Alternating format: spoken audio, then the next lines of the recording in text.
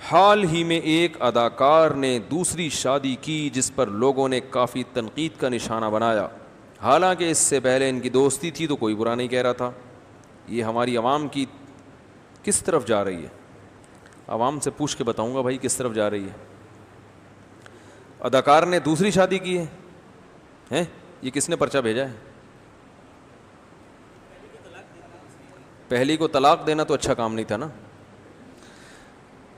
بہرحال اچھا کیا دوسری شادی کی، میں تو کہتا ہوں 3 اور کر لو۔ ابھی تک میرے حساب سے اچھا کیا نہیں ہے، صحیح ہے نا؟ میرے حساب سے ابھی تک فل اچھا کام ہوا نہیں۔ یہ ہمارا معاشرہ دوستیوں کو برا نہیں سمجھا جاتا، نکاح کو کیا سمجھا جاتا ہے؟ یہ چل رہا ہے مارکیٹ میں۔ گدا ناپاک ہو جائے تو کیسے دھویا جائے؟ گدا جب ناپاک ہو جائے گا تو گدے کے نیچے رکھیں ٹب، سمجھ رہے ہیں؟ یہ کوئی مشکل کام ہے؟ کہہ رہے ہیں گدا کیسے پاک کریں تو بڑا مشکل کام ہے۔ کوئی مشکل نہیں ہے، گدے کے نیچے کیا رکھیں؟ ہاں، پہلے گدا ہٹائیں بیڈ سے، یہ مشکل کام ہے؟ بلکہ بیڈ پہ رکھے رکھے بھی ہو سکتا ہے۔ یہ بیڈ کے نیچے لے جائیں ٹب، خالی ٹب، گدے کے اوپر ڈالیں پانی، اسے ہاتھ سے رگڑیں، کوئی صابن سے بھی مل دیں تو اور اچھا بات، اور یہ اس طرح ڈالتے رہیں، پانی اوپر سے جاتا رہے گا، نیچے سے نکلتا رہے گا، تھوڑی دیر میں پاک ہو جائے گا۔ جب خیال ہو کہ یار نجاست ختم ہو گئی ہے تو پاک ہو جائے گا۔ آپ کہہ سکتے ہیں گدا گیلا ہو جائے گا، یہ تو بڑی ٹینشن ہے، تو پیشاب کرنے سے بھی تو گیلا ہی ہوا تھا نا، وہ گندگی برداشت ہے، پاک کرنا برداشت نہیں ہے۔ اگر کسی مرحوم شخص کی تصویر موبائل میں ہو تو کیا قبر میں اس کو عذاب ہوتا ہے؟ ڈیجیٹل تصویر بہت سے علماء کی نظر میں تصویر میں داخل نہیں ہے، تصویر کے لیے قرار کا ہونا ضروری ہے۔ جیسے پرنٹڈ تصویر ہوتی ہے کسی کاغذ پہ، تو مرحوموں کی پرنٹڈ تصویریں لے کے رکھنا تو حرام ہے، ناجائز ہے۔ موبائل میں ہو تو اس کی بہت سے علماء گنجائش دیتے ہیں، لیکن کوئی احتیاط کرے تو اچھی بات ہے۔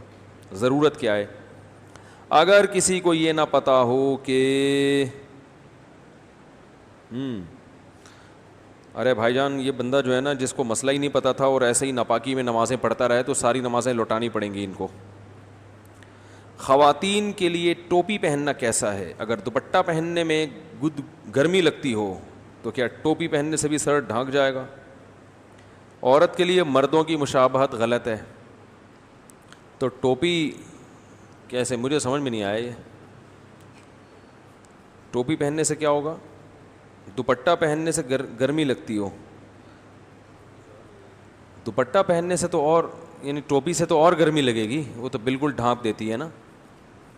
فی الحال دوپٹے پہ ہی گزارا کریں، کوئی نیا کلچر مارکیٹ میں نہ لے کر آئیں۔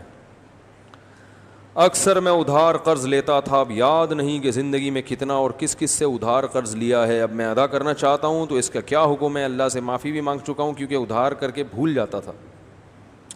بڑے خوش قسمت آدمی تھے آپ۔ اگر ادا نہ کر سکا تو اس کا بھی عذاب ہوگا؟ جی ہاں، کیوں نہیں ہوگا عذاب۔ نبی صلی اللہ علیہ وسلم تو نماز جنازہ نہیں پڑھاتے تھے جو قرضہ جس نے نہ ادا کیا ہو۔ تو آپ نے جن جن سے بھی قرضہ لیا ہے، جو یاد ہیں ان کو واپس لوٹائیں، جو یاد نہیں ہے اناؤنس کریں، بھائی کسی نے مجھ سے پیسے لیے ہوں تو مجھے بتا دے۔ پوری کوشش کے باوجود پھر بھی اگر کوئی نہ ملے تو پھر اتنی رقم تھوڑی تھوڑی کر کے صدقہ کر دیں اصل مالک کی طرف سے، ٹھیک ہے نا؟ یکمشت مشکل ہو تو تھوڑا تھوڑا کر کے کر دیں۔ کیا خودکشی کرنے والے شخص کی بخشش ہوتی ہے؟ اگر کسی شخص کی ساری زندگی نیک کاموں میں گزری ہو لیکن وہ خودکشی کر لے تو کیا اس کے لیے بخشش کی دعا کر سکتے ہیں؟ ساری زندگی نیک کاموں میں گزری، خودکشی کر کے مر گیا تو نیکیاں ہو گئیں برباد۔